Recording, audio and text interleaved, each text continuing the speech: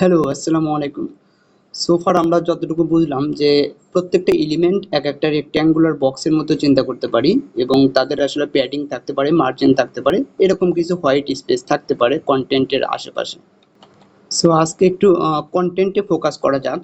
So আমরা যখন কোনো একটা ডিভ লিখি, লেখার পর এর মধ্যে আমরা আরবিট্রারি যে কোনো টেক্সট যত খুশি তত দিতে পারি। সো আমি কিছু টেক্সট দিচ্ছি। আমি যদি বলি হ্যালো,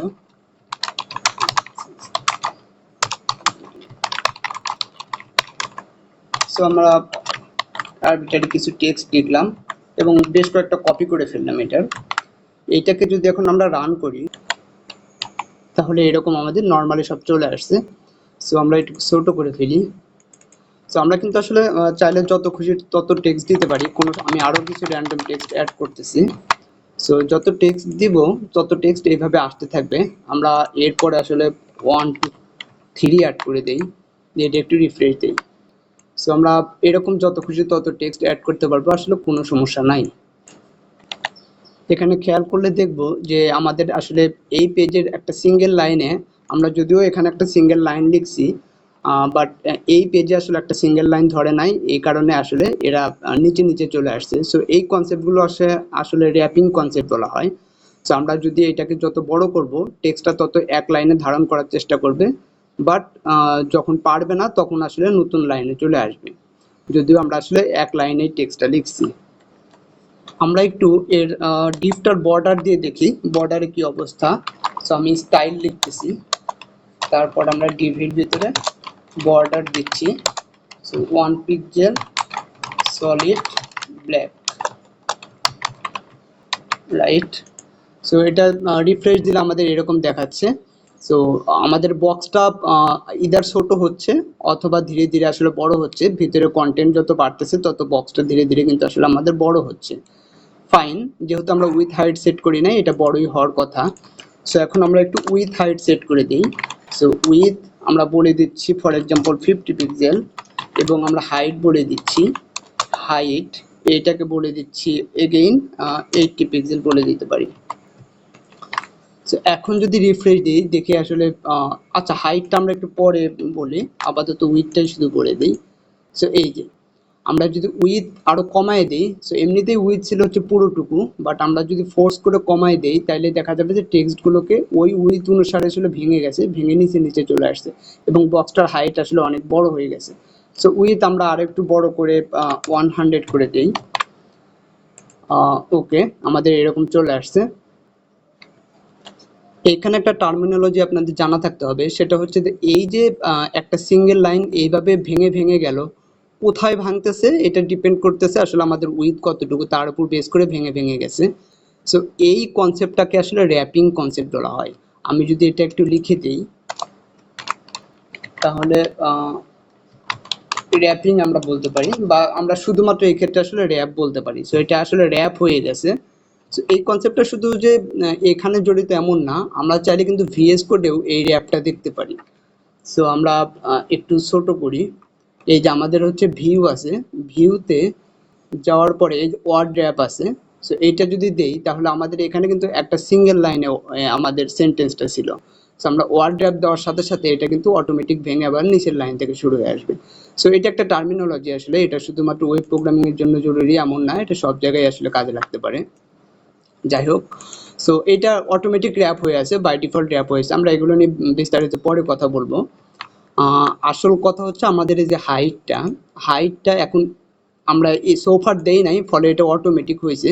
আমরা যদি এটা এখন একটু 80 পিক্সেল দিয়ে দিই তাহলে দেখি কি হয়, কন্টেন্টের অবস্থাটা তাহলে কি হবে। সোফার কন্টেন্ট কিন্তু আসলে আমাদের এই পুরো বক্সের মধ্যে অবস্থান করতেছে। যখন আমরা এখন রিফ্রেশ দেব তখন দেখা যাচ্ছে যে কিছু কন্টেন্ট আসলে আমাদের বক্সের বাইরে চলে গেছে।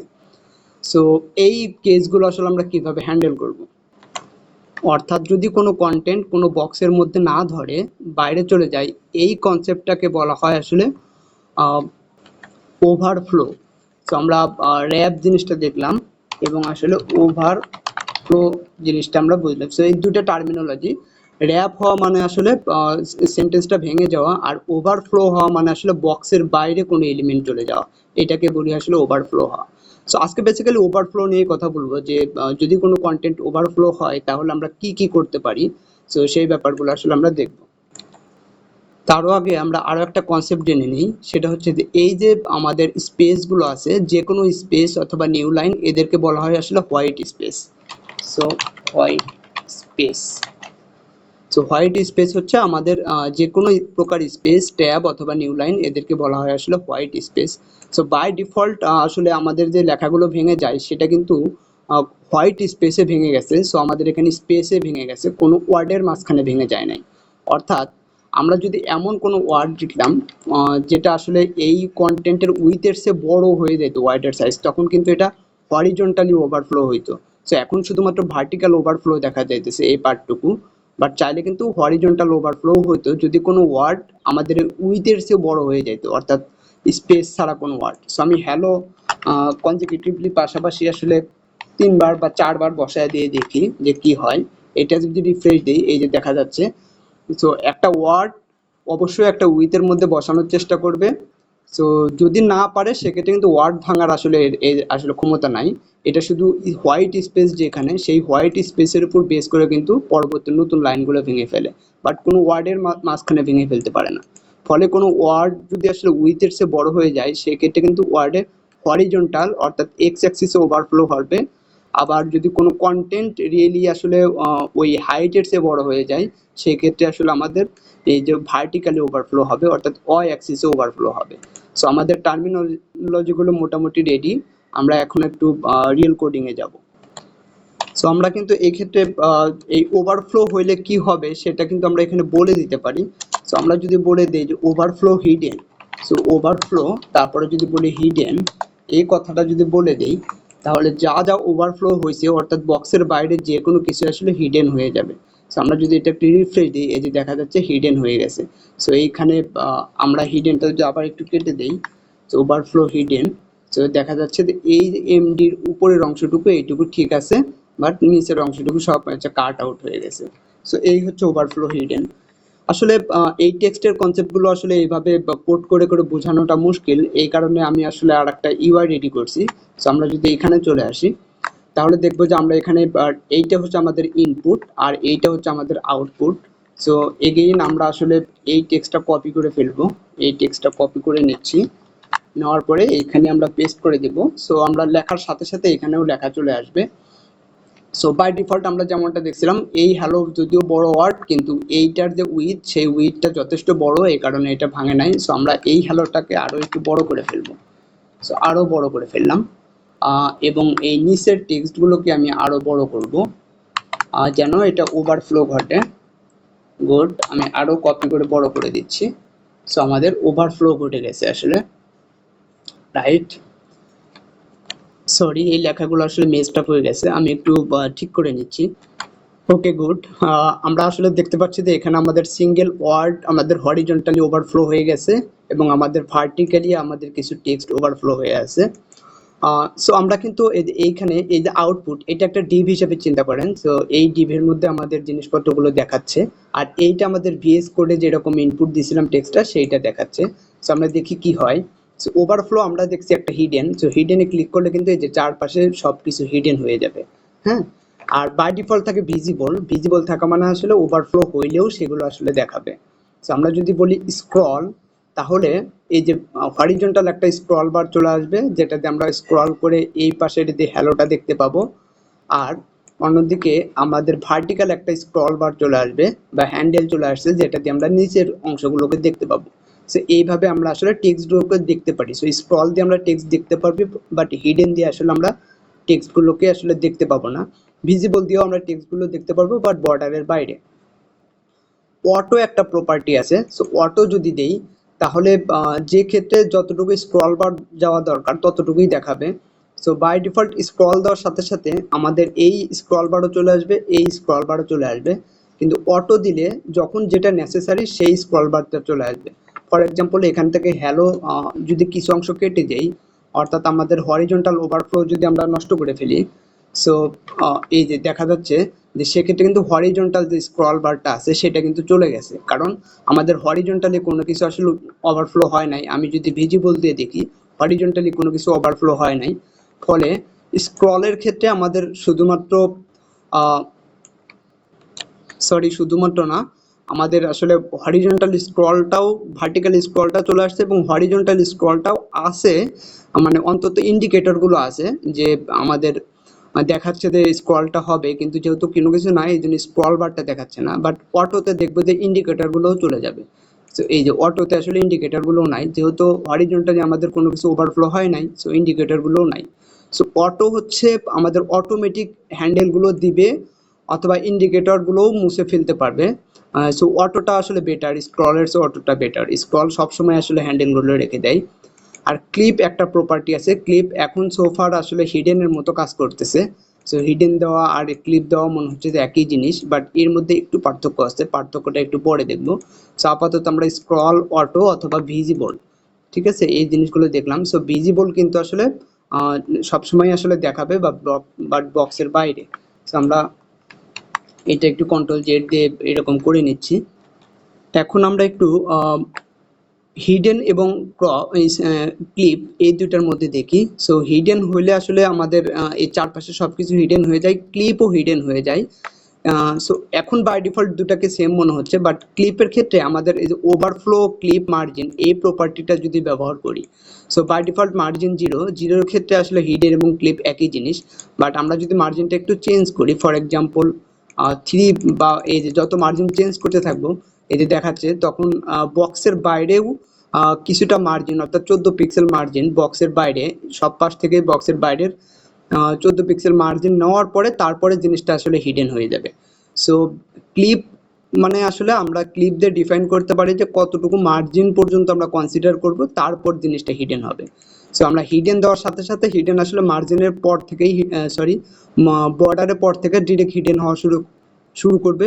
আর ক্লিপ দিলে আমাদের এই মার্জিন অংশটুকু রেখে তারপরে আসলে হিডেন হওয়া শুরু করবে।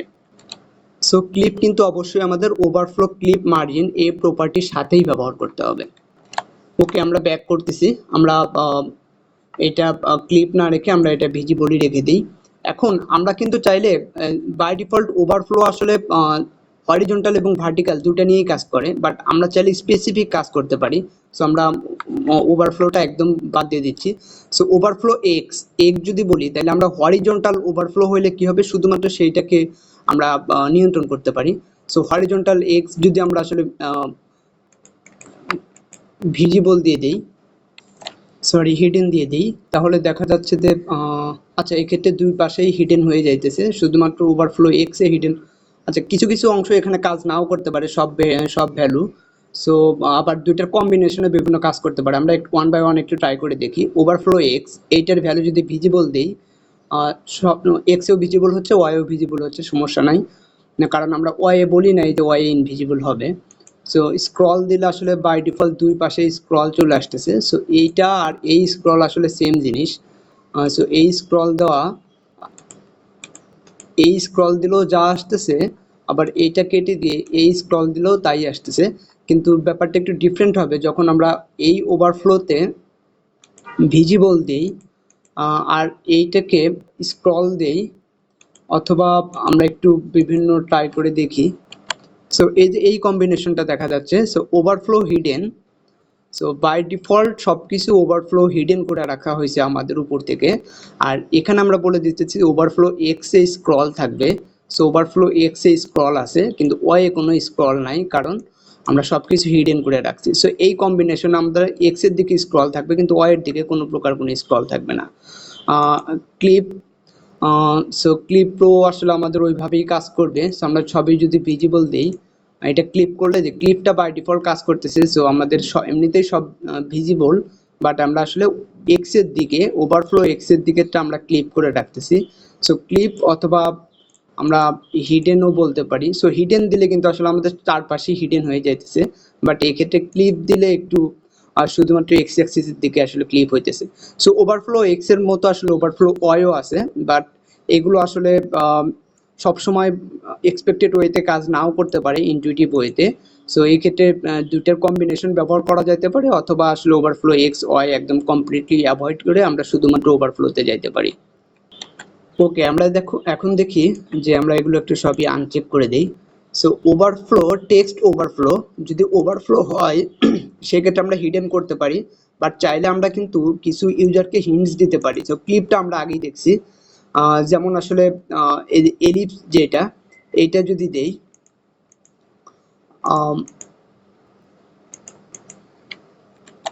সো এমনিতেই ওভারফ্লো হিডেন রাখতে হবে। এগুলো কিন্তু মনে রাখতে হবে, এই প্রপার্টিগুলো কিন্তু সবসময় সিঙ্গেল কাজ করে না, অন্যের সাথে কম্বাইন হয়ে কাজ করে।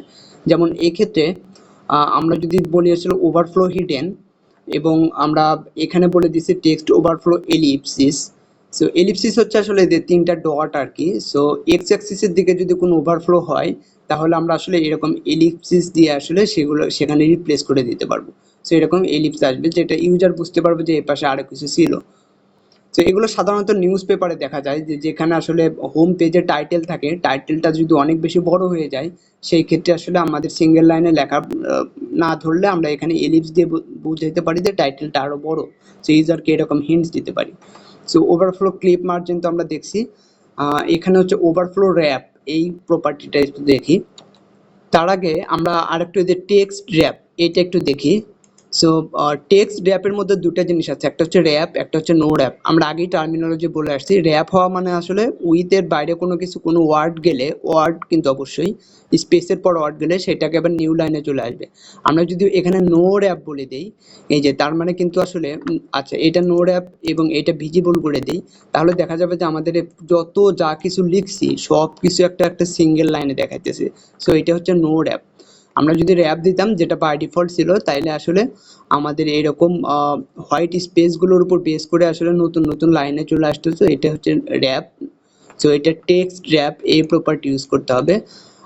আর নো র্যাপ দেওয়ার সাথে সাথে সবকিছু আসলে কোনো কিছু র্যাপ হবে না, সবকিছু সিঙ্গেল লাইনে আসার চেষ্টা করবে, যেমনটা আমরা ভিএস করে দেখছিলাম। সো এই যে এইখানে আমরা দেখছিলাম যে আমরা ভিউতে যাওয়ার পরে আমরা যদি আসলে আমরা এটা একটু বড় করি, ভিউতে যাওয়ার পরে আমাদের হচ্ছে এডিটর লেআউট ছিল, সেইখানে সরি আমাদের আসলে যে এইখানে যে ওয়ার্ড র্যাপটা ছিল, এইটা যদি আমরা ইয়া করে আনচেক করে দিতাম সবকিছু কিন্তু একটা সিঙ্গেল লাইন আসার চেষ্টা করতো, বাট আমরা আসলে র্যাপ করে দিছিলাম, ফলে আর একটা লাইন আসছে। তো এখন আমরা আসলে এখানে ব্যাক করি, তাহলে ওই যে টেক্সট র্যাপে যদি আমরা নো র্যাপ বলি সব সিঙ্গেল লাইনে আসবে। এই ক্ষেত্রে এলিপস বলে দিলে আমরা এটা হিডেন বলে দিই, হিডেন বলে দিতে হবে, অবশ্যই হিডেন বলে দিতে হবে এলিপস দেওয়ার আগে। সো তখন দেখা যাচ্ছে যে সকল লেখা আসলে একটা সিঙ্গেল লাইনে আসছে এবং বাকিটুকু হিডেন হয়ে গেছে, এবং এরপর আসলে তিনটা ডট চলে আসছে, এলিপসিস এটাকে বলা হয়। এখন আমরা একটু ওভারফ্লো র্যাপটা দেখি। সো যদি র্যাপ হয় এই ক্ষেত্রে র্যাপটা কোথায় হবে, কিভাবে হবে, সেটার একটা প্রপার্টিগুলো হচ্ছে ওভারফ্লো র্যাপ এই বলতে পারে। সো নো র্যাপ হলে তো কোনো কথাই নাই, বাট আসলে যদি র্যাপ হয় সেই ক্ষেত্রে আসলে নর্মাল যেটা ছিল, নর্মাল হচ্ছে র্যাপ হবে, যেটা হইতেছিল, আমরা এলিপসিস এটাও কেটে দিই, ভিজিবল ভিজিবল করে রাখি। ওকে, আমাদের নিশ্চয় মনে আছে যে র্যাপ যদি হয় সেক্ষেত্রে শুধুমাত্র হোয়াইট স্পেসের উপর বেস করে র্যাপ হতে পারে, কিন্তু কোনো ওয়ার্ডকে ভাঙতে পারে না। সো আমরা যদি ওয়ার্ডকে ভাঙতে চাই তাহলে কিন্তু আমাদের এই যে ব্রেক ওয়ার্ড এইটা বলতে হবে। সো এইটা বললে কিন্তু এই যে ওয়ার্ডও ভেঙে যাবে। সো হেলের পরে কিন্তু এই যে বাকিটুকু আসলে ভেঙে গেছে। সো এরকম আমরা যদি ওয়ার্ড লেভেলেও ভাঙতে চাই তাহলে হচ্ছে ওভারফ্লো র্যাপ, এটার ভ্যালু আসলে ব্রেক ওয়ার্ড দিতে হবে। সো ব্রেক ওয়ার্ড আর হচ্ছে এনিহোয়ার, দুইটা আপাত দৃষ্টিতে একই জিনিস মনে হবে, বাট মাথায় রাখতে হবে এনিহোয়ার এই প্রপার্টিটা কাজ করে আসলে যে উইথের উপর বেস করে, স্পেসিফিকলি আসলে মেইন কন্টেন্টের উপর বেস করে আসলে কাজ করে। সো আমরা যদি মেইন কন্টেন্ট দিই এই যে, তখন কিন্তু আসলে এনিহোয়ারটা কাজ করছে। তার মানে এই টেক্সটের মিনিমাম কন্টেন্ট হচ্ছে একটা সিঙ্গেল ক্যারেক্টার। সো এই যে একটা সিঙ্গেল ক্যারেক্টার, সো একটা সিঙ্গেল ক্যারেক্টার হচ্ছে মিনিমাম কন্টেন্ট। সো এই মিনিমাম কন্টেন্টের উপর বেস করে আসলে এই উইথটা দেওয়া হয়েছে, এবং তার উপর বেস করে আসলে এনিহোয়ার এই কাজ করছে, অর্থাৎ যে কোনো জায়গায় ভাঙতে পারবে, কিন্তু এটা আসলে মেইন কন্টেন্টের উপর বেস করে, অর্থাৎ উইথের ভ্যালু মেইন কন্টেন্ট দিতে হবে। আমরা গতদিন দেখছিলাম উইথ ম্যাক্স কন্টেন্ট হতে পারে, অর্থাৎ ম্যাক্সিমাম কন্টেন্টের উপর বেস করে, আর মেইন কন্টেন্ট হচ্ছে একটা ক্যারেক্টার, তার উপর বেস করে উইথ হয়েছে। এবং এইটার জন্য আসলে এই যে ওভারফ্লো র্যাপের এনিহোয়ার, অর্থাৎ যে কোনো জায়গায় ভাঙার অনুমতিটা পাইছে। আর ওয়ার্ড র্যাপ দিলে কিন্তু আমাদের সেটা হইতো না, ওয়ার্ড্র্যাপ দিলে আমরা ভ্যালুটা কমাই দিই, 60 পিক্সেল দিয়ে দিই, অর্থাৎ একটু নষ্ট হয়ে গেল, আমরা একটু রিফ্রেশ দিই এটা। ওকে, সো এই ক্ষেত্রে আসলে বাই ডিফল্ট যদি মেইন কন্টেন্ট না চেক করা থাকে তাহলে ব্রেক ওয়ার্ড এবং আসলে এনি হোয়ার এইটার দুটার মধ্যে আসলে বিশেষ কোনো আসলে পার্থক্য পাবো না। সো নর্মাল দিলে আমাদের এটা ওভারফ্লো করবে, আর ব্রেক ওয়ার্ড দিলে ওয়ার্ড লেভেলে আসলে এটা ভেঙে যাবে, অথবা এনিহোয়ার দিলেও আসলে ওয়ার্ড লেভেলে ভেঙে যাবে। সো এনিহোয়ার দিলেও কিন্তু ওয়ার্ড লেভেলে ভেঙে যাইতেছে, বাট এনিহোয়ার অ্যাডিশনাল কাজ করে আসলে মেইন কন্টেন্টের উপর, মেইন কন্টেন্ট দেওয়ার সাথে সাথেই এটাকে এই লেভেলের আসলে এটা ভেঙে যাবে।